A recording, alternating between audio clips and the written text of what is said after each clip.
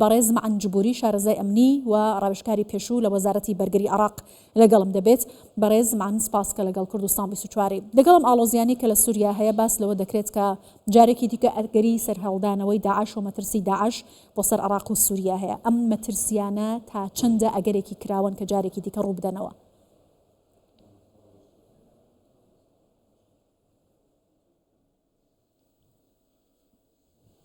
صباح الخير. بەڵێ بەیانیتان باش، بەیانی بینەرانی کوردستان سوار باش.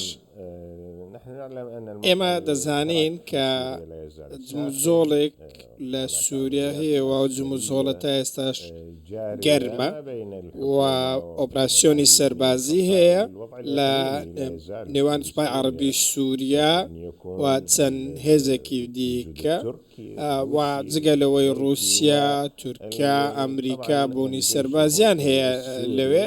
سوپای عەرەبی سووریا تاکو ئێستاش نەیتوانیوە بوونی خۆی لە سەرتاسەری خاکی سووریا بسەپێنێت لەبەرەوەی ئەمە بە جۆرێک لە جۆرەکان پەیوەندی بە ڕژێمی پێشەوە هەیە و بە دیوێکی دیکەش ئەوەیە بەڕاستی حکوومەتی سووریا سەرکەوتونەوە بە لە دۆزینەوەی چارەسەری گونجاو بۆ تەواوی پێکاتەکان کە پێکاتەکانی سووریا کە لە چوارچێوەی ئەو وڵاتەدا دەژیت. تەنانەت بابەتی کێشەی نێوان ئیسرائیل و سووریا و جموزۆڵە هەرێمیەکان ئێستاشی لەگەڵدا بێت هێرشەیە لەلایەن ئیسرائیلەوە بۆ سەر سووریا بۆ چەند بەشێک. ئەمە دەرفەتێکی دروست کراوە. ئەوەی دەمەوێت بێڵم ئەمە دەرفەتێکی دروست کردووە بۆ داعش، دەرفەتێکی دروست کراوە بۆ ڕێکخراوە تیرۆریستەکان بۆ ئەوەی بە ئازادی جموزۆڵ بکەن، بۆ ئەوەی ئەم دۆخە ناسەقامگیرە بقۆزنەوە.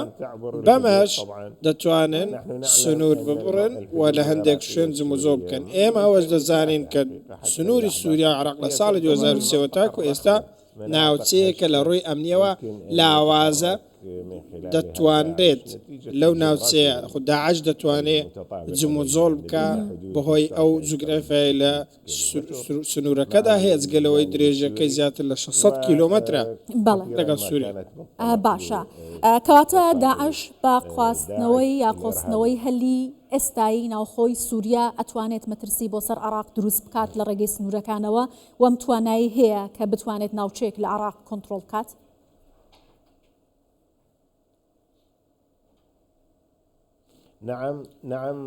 بەڵێ مەترسێک هەیە و ترسەکەش زۆر ڕوونە، چونکە داعش باوەڕی بە جوگرافیا نیە و شەڕ لە یەک وڵاتدا ناکات. عێراقیش وەکو بەڕاستی ئاماژەم پێکرد ناوچەیەکی بەپیتە بۆ ئەم بابەتانە.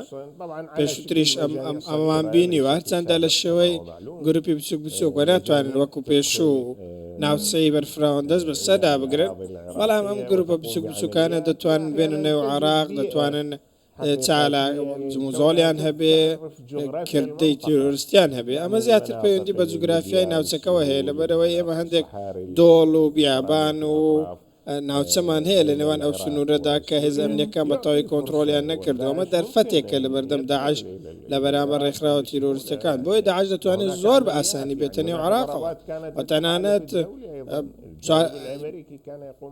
هاوپەیمانی نێودەوڵەتیش ئەمریکا بە دیاریکراوی جموزۆڵیان هەبووە و ئۆپراسیۆن و بردومانیان هەبووە بۆ سەر حەشارگەکانی داعش. لەگەڵ ئەوەشدا مەترسیەکە بەو شێوەیە دەمێنێتەوە. تاکو ئێستاش بە تایبەتی لە ڕەهەندی سیاسی دەتوانم بڵێم وێنەکە کامل نەبووە. تاکو ئێستاش چوارچێوەی ڕۆژهەڵاتی ناوەڕاست لە دۆخێکی باشە. بەڕێز جبوری لە کاتێکدا کە مەترسی سەرهەڵدانەوەی داعش و جموجۆڵەکانی لە سووریا و هاوکات بەرەو عێراقیش زیاد دەکات، هاوکاتە لەگەڵەوەی کە داوا دەکرێت کە هێزەکانی هاوپەیمانی نێودەوڵەتی بەسەرکردایەتی ئەمریکا لە عێراق بکشێنەوە. ئەگەری ڕوودانی هەر مەترسیەک بۆ سەر عێراق، ئایا عێراق توانای ڕوبەڕووبوونەوەی مەترسیەکانی داعشی هەیە؟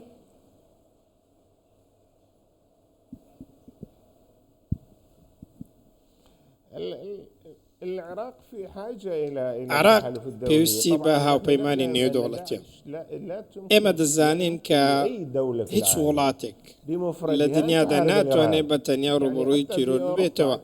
تەنانەت لە ئەوروپا وڵاتانی ئەمریکاش هاوپەیمانی نێودەوڵەتی و هاوپەیمانی هەواڵگیری و سەربازی هەیە. ئەمە بابەتێکە لە هەموو جیهاندا کاری پێدەکرێت. دەیان ژووری ئۆپراسیۆنی هاوبەشەیە بۆ گۆڕینەوەی زانیاری و فلتەرکردنیان، کەواتە پرسی چوونە دەرەوەی هاوپەیمانی نێودەوڵەتی و ئەمریکی کە داواکاری بەشێک لە میلیشیا و گروپە چەکدارەکانە کە دەبێ هاوپەیمانی نێودەوڵەتی لە عراق بچێتە دەرەوە بە یەکجارێکی. بەڕاستی ئەمە پێدانی دەرفەتێکی زۆر گەورەیە بە داعش بۆ ئەوەی بە شێوەیەکی ئاسوودەتر زوم و زۆڵ بکە، چونکە وەکو دەزانین هاوپەیمانی نێودەوڵەتی توانای زۆر بەرزی هەیە. ئەو توانایانە لە عراقدا نیە. عراق وەکو دەوڵەت ئەو توانایی نییە. لە زانیاری هەواڵگری کە ئێمە سوودی لێ دەبینین، چەکی پێشکەوت و تەکنۆلۆژیە پێشکەوتو کە هاوپەیمانی نێودەوڵەتی هەیەی ئەو ئۆپراسیۆنە زۆریانەی کە هاوپەیمانی نێودەوڵەتی دەیانکات، ئەمانە لە توانای دەوڵەتێکدانی بەتەنیادا وەکو ئەمریکاش کە گەورەترین هێزی جیهانە لەو چوارچێوەیەدا کاری کردووە. ئەمانە هەمویان لە بەرژەوەندی عراقن، لە بەرژەوەندی بەرقەرارکردنی ئاشتەوایی کۆمەڵایەتی و سەقامگیری، داواکردنی چوونە دەرەوەی هێزەکانی هاوپەیمانی هەڵەیەکی سیاسی زۆر گەورەیە، چونکە ناکرێت حزبێک، گروپێکی چەکدار، میلیشیاک، پیاوێکی ئاینی بڕیاری ئەوە بدات ئەو هێزانە لە عراق باشەکەواتە پێتان وایە بڕیاری دەرچوونی هێزەکانی هاوپەیمانی نێودەوڵەتی لە عراق بڕیاری گروپە چەکدارەکانە نە حکوومەتی عراق؟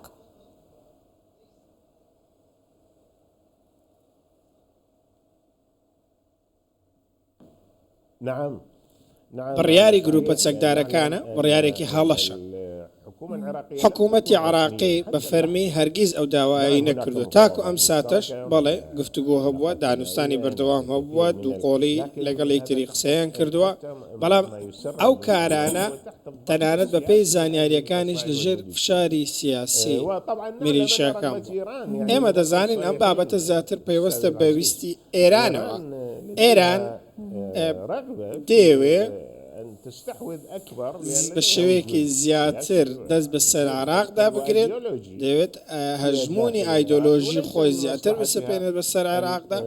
بەڕاستی لە بەرژەوەندی ئەواندا نییە کە عراق سەقامگیر بێت و هەموو توانایەکی سەروەریانەی خۆی هەبێ لە ڕووی ئەمنیە و سەربازیشەوە کێشەی نەبێت، چونکە بەرژەوەندی ئەوان لەوەدایە کە عراق بەو شێوەیە بێ. عراق وەکو ناوەندێکی ئۆپراسیۆنی لاتووە، میلیشیا و گروپە چەکدارەکانیش وەکو باڵ بۆ هەڕەشەکردن لە هاوپەیمانی و ئەمریکی بەکاردێنن. بەڵێ زۆر سپاس دەکەم بەڕێز مانجبوری، شارەزای ئەمنی و ڕاوێژکاری پێشوو لە وەزارەتی بەرگری عراق لەگەڵ کوردستان 24 بووی لە بەغداوە.